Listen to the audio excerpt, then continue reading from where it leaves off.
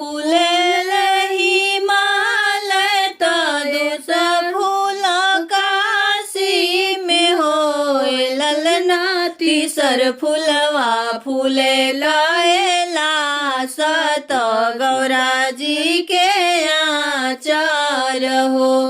एक फूल फूले हिमालय दूसर फूल काशी दूसर फूल काशी नु होए ललना तीसर फूल फूले कायला सत गौरा जी के आचार हो। ए ललना तीसर फूलवा फूले गायला सत गौरा जी के आचार हो।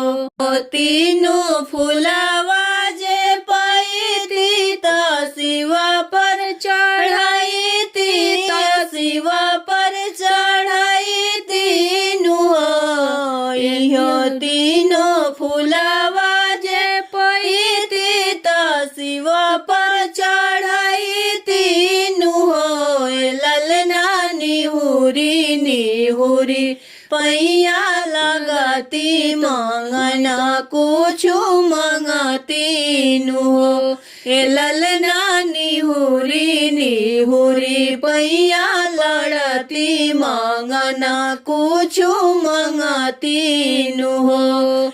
एक फूल फूले लई माल दूसर फूल काशी दूसर फूल काशी में होए ललना तीसर फूलवा फूल कायला सत गौरा जी के आचार हो।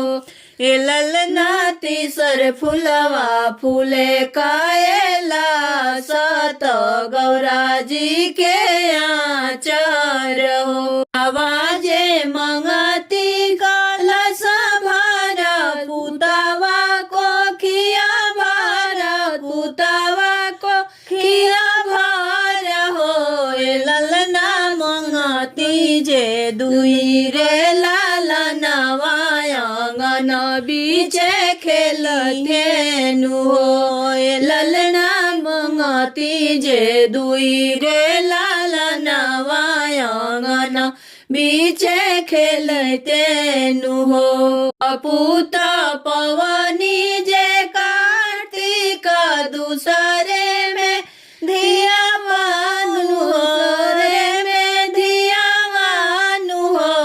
ललना तीसरे में पवनी गड़े सत गोदिया जे भरी गईले हो। एक पुत्र पवनी जे कार्तिक दूसरे में धिया पानी दूसरे में धिया पानी हो। ललना तीसरे में पानी गड़े सत गोदी मोरे भरी गईले हो।